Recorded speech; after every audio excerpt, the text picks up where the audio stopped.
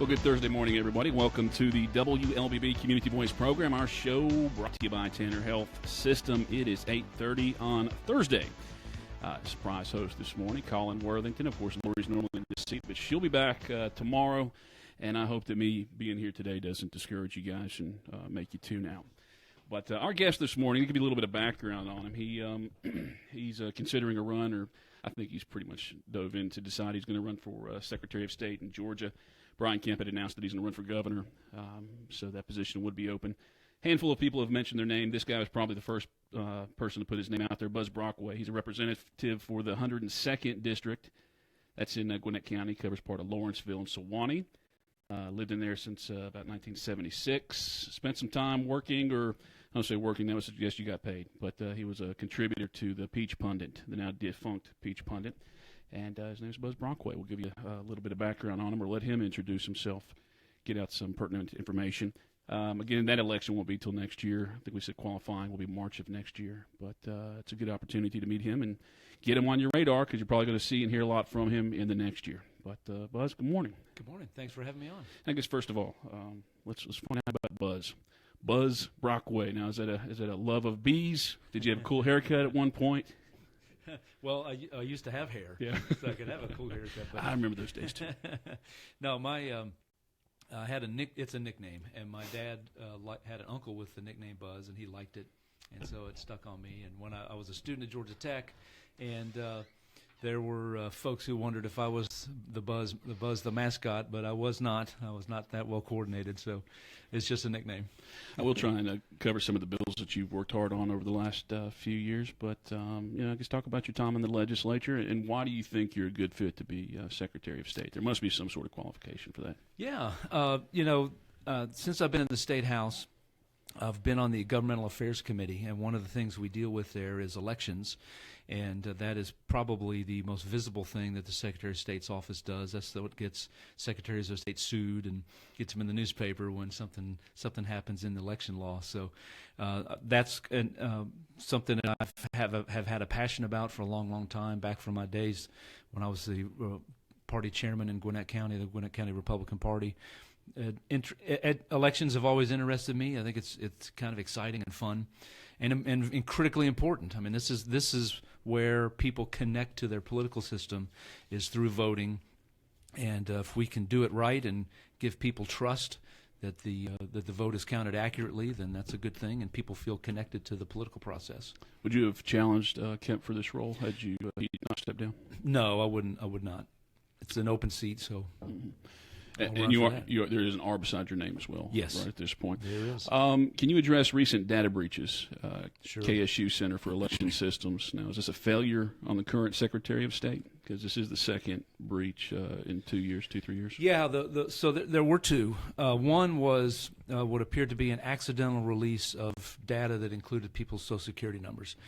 And what happens is there are political consultants and others who purchase the voter list on a regular basis, and so once a month or so they get sent an update, and it looks like that somebody included a wrong data column from talking to them, and what I understand, they collected all those disks back, and as best I know, nobody's identity was stolen, and I'll touch on that just a little bit more. The second one, the FBI appears to be investigating it. That's the one you referred to at Kennesaw State, and what looks like is a vendor accessed an FTP site that he shouldn't have. Kennesaw State, from what I told, has taken some steps to fix that. That is an area of concern that people can inadvertently stumble upon data that they shouldn't have access to. Don't know if a crime has been committed. The FBI is looking into that, and they'll determine that. But it's critically important that we do everything we can to protect people's data. But Social Security numbers, what I found as I started digging into that, there's nothing in Georgia law or federal law that requires us to keep Social Security numbers attached to people's voter registration. We used to do that probably back in the 70s and 80s, but courts have ruled that you can't use Social Security numbers to collect information or as a requirement for voting. Federal law requires we only keep the last 4 digits. So if I'm Secretary of State, what I would do absolutely is just purge those Social Security numbers out. It makes that data less appealing to hackers. It would also, if there is an accident, then the risk of somebody's identity being stolen is greatly reduced because they don't have the full Social Security number. So there are things we can do. Cyber attacks are unfortunately the new normal. Everybody who has data is going to be subject to potential attacks on the cyber front. So we've got to do everything we can to be vigilant. But if we can do something that makes that data less appealing to hackers, then we help the matter greatly, I think. Secretary of State website. It's pretty much a one-stop shop for a lot of things. Is there too much information, too many things that are easy for us to apply for, and information to find out, or should there be more things on there, you think? I think we'll take a look at that. I think what I would do is talk to people who use the Secretary of State's website, which are going to be a lot of lawyers, and got to be business owners and people who are interested in elections, and try to make it as customer friendly as possible. I mean, look, the Secretary of State deals with a lot of stuff, and so I think you're going to have a website that has a lot of stuff on it, but doing the best we can to make it user friendly would be good. And I'd want to hear from the public and the users on how to make it better. I don't know if it's for every election. Maybe it's for special elections. I think that candidates actually have to drive to Atlanta. And that's not going to be as fun for people further down south. I don't know if a lot of our candidates have a problem with it, just an hour drive. But is there a ruling behind it? Is that mandatory? Or in the future, can you see where they'd somehow pay that online? Yeah, I think it's done in special elections, and it's done for state level officials. Like I guess you want to see the person. We have to qualify at the Capitol. I don't know. That's something we can take a look at. I think they want you to use certified funds and cash, not just write a check for it, because there have been folks who have written a check, the check bounces, and then they're tossed off the ballot. And we don't want somebody tossed off the ballot for something like that. That weeds them out as a candidate, though, too. I don't know if I'd vote for a guy who bounced the check on his qualifying fees, but the DNC lawsuit about opening voter registration in the 6th district, it made Kemp kind of a national name for that. Does partisan politics play into the role of Secretary of State? Yeah, it does, unfortunately, and this is something that really bugs me because, listen, I would have preferred that the Democrats had introduced a bill in the legislature to change that voter registration. Conceptually, I have no problem with saying, all right, let's reopen voter registration prior to a runoff. Conceptually, I have no problem with that. My problem with what happened in that case was you had folks who were nonpartisan groups, but they were all supporting John Ossoff, filed a lawsuit, and they did it because they think it'll help John Ossoff win. And we see this all the time and both parties do it, try to use the courts, try to manipulate, try to misinterpret election law to help one side or the other. And I think I vehemently oppose that kind of stuff. We have to make sure that everybody has access to the polls, that everybody has access to easy voter registration, no matter what political party they support. And yes, I'm a Republican. That means I have a certain worldview about how the Secretary of State's office should operate. But elections need to be, you need to be as fair and impartial as possible when you're running elections. A lot of talk about how maybe voter ID laws target the minorities and poor people. How do you feel about that? Do you defend against that? Yeah, I do. I think as it coincides when we fully implemented our voter ID law, after that we saw record African American turnout in Georgia. Now, obviously, when was that? Was that 2008? Yeah, and it coincided with President Obama on the ballot, which obviously is going to draw out one of the precincts near me in Lawrenceville. A lot of had large African American population. As I recall, 95% of African American women voted, and about 92% of African American men. So pretty much everybody. So, but I think what that shows is that the voter ID law did not inhibit anybody from voting who wanted to vote. In the past, Karen Handel used to do this when she was Secretary of State. As we were implementing the voter ID law, she had a bus that actually went around into neighborhoods where people said there were folks who didn't have ID and helped them get an ID. I would be absolutely willing to do that again. I think that the reason I think voter ID is important is, we've got all this discussion going on. There was a YouGov poll just came out a week or two ago, and they asked a bunch of questions, and like 68% of Democrats think that the Russians changed votes to try to favor Donald Trump, and about 38% of Republicans believe that. There are 57% or so, over 50% of Republicans who think that there were millions of people who voted illegally, and about 38% of Democrats agree with that. So you've got a lot of distrust of the election system. And so if we have to do everything we can to take these kind of steps to make sure that the public has confidence that only people who are eligible to vote are voting, and that the votes are counted accurately. And so voter ID, I think, is crucial to that. It helps give confidence. Does the Secretary of State's office have the power to insist on getting a receipt or something if you vote? And would you support something like that? Yeah, I do actually. This is I'm glad you brought that up. Our voting machines are old. Most of them are about 13 years old, and a lot of them are even older than that because they were purchased when Kathy Cox was Secretary of State, and in the wake of the 2000 election. So most of them were purchased about 2002, a lot of them. And you think about how the technology's changed. Think about what your phone was like in 2002 and what your phone is like now. Totally different. So technology has advanced. Mine's the same. Technology has advanced dramatically. So we're going to have, the next Secretary of State is going to have to lead the charge to buy new voting equipment. It's not going to be cheap. It could cost up to $100 million or more. But this gives us a great opportunity to talk about and think about what we want our election system to be and to look like. I would prefer a machine that produces a paper backup.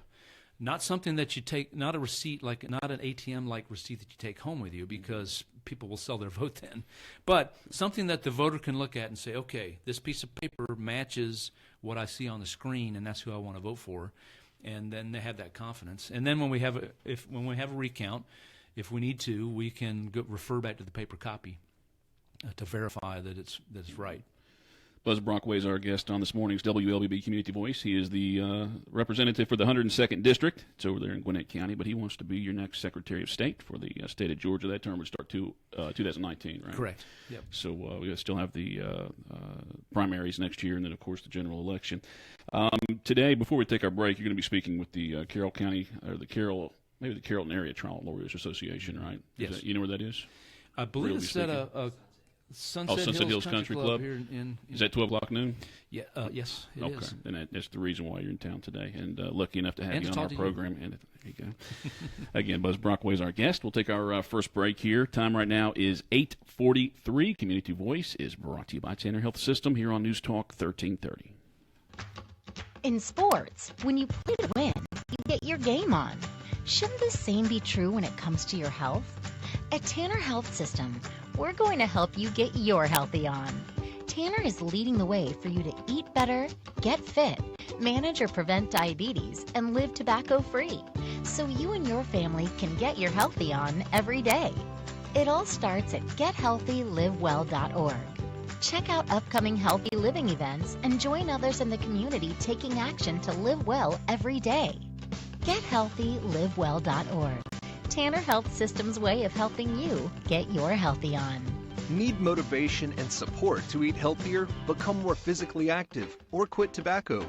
Tanner offers free classes to help you get your healthy on. Register today by calling 770-214-CARE. That's 770-214-CARE. Learn more at GetHealthyLiveWell.org.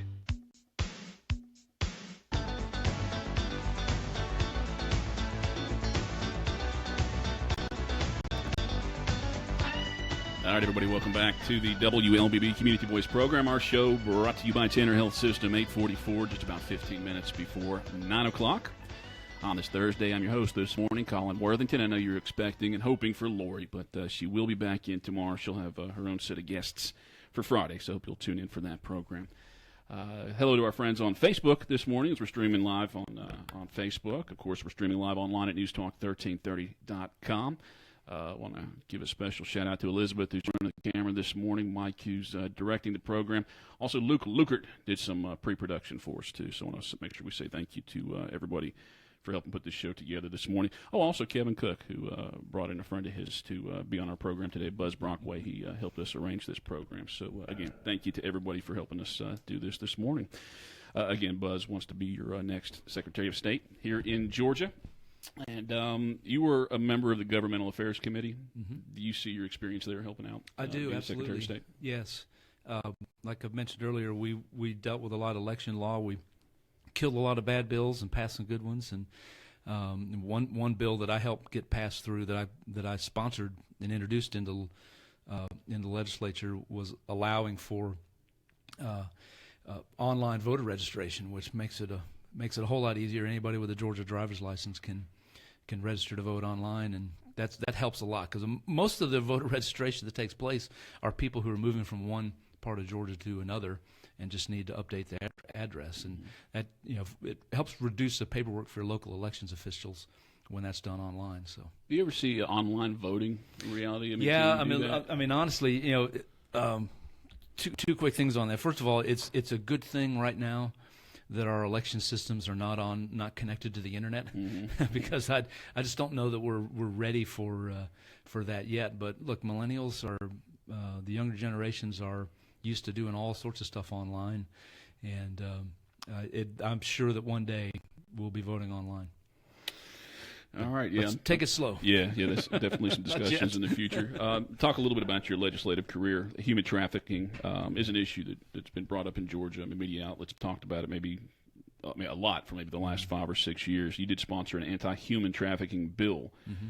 What are the next steps for Georgia to address this situation? I think we've got pretty good laws in place and tools for law enforcement. The last couple years, we've had some bills passed to try to help victims.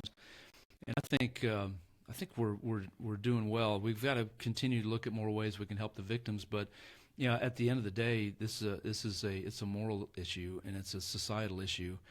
And this may not be politically correct, but we have our society loves sex. We have a society where pornography is rampant. And go back to the internet too. Yeah, if we're gonna have a porn saturated society, then we're gonna have consequences to that. And unfortunately, human trafficking is one of those. And I think we're just gonna have to come together as a society and say, we've gone too far and we need to pull back. And folks can enjoy themselves and do whatever they want to do, but it encourages it, in my view. You were a co-sponsor for House Bill 471. Discuss the importance of the First Amendment to you, and especially the importance at public universities. And, it's a bill that, it almost feels like, okay, we don't need a bill for this. You wouldn't think so, but it's a bill that requires free speech on campuses. Yeah, and just a little background on it. The reason I introduced it, the college in my district, Georgia Gwinnett College, was being sued. There was a student who wanted to preach on campus. And at first they told him, well, you need to go to the free speech zone. So he did. And then they told him, well, you're being too loud. And the free speech zone? Yes. Yeah, I know. A lot of college campuses have these free speech zones, and they're little areas where if you want to express your opinion to your fellow students, you need to sign up in advance and get approved and all this sort of stuff.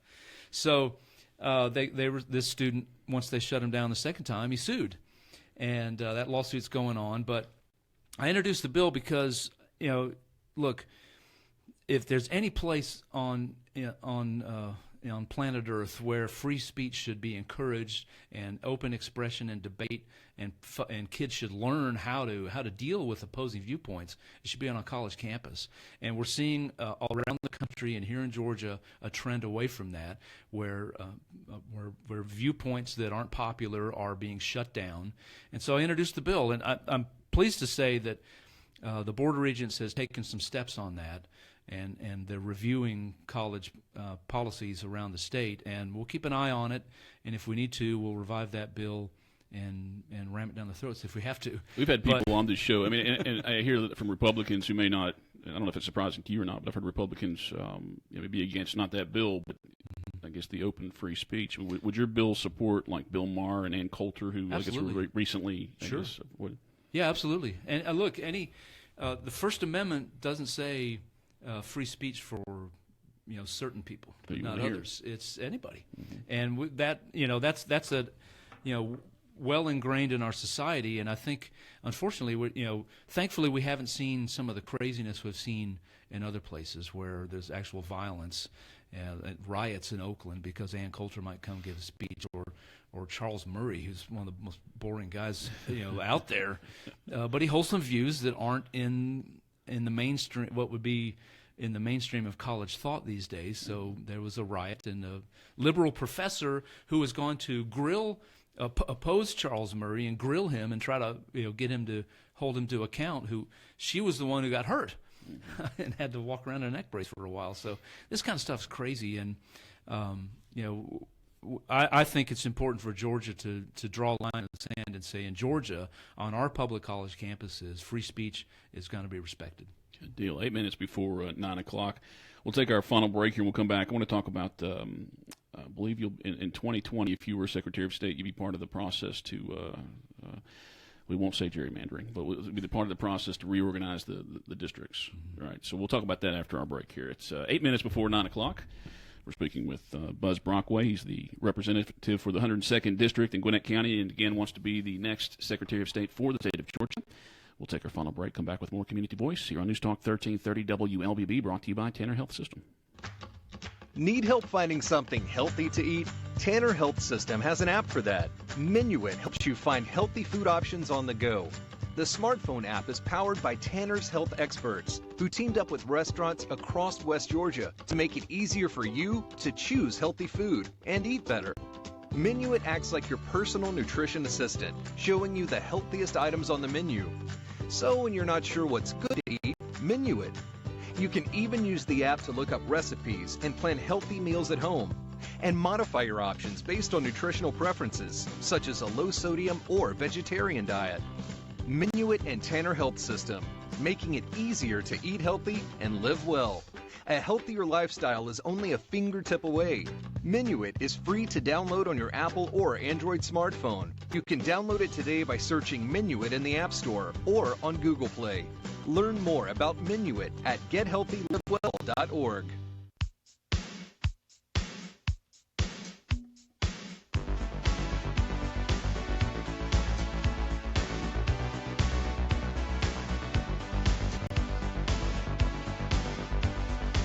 That was good. Anything could be.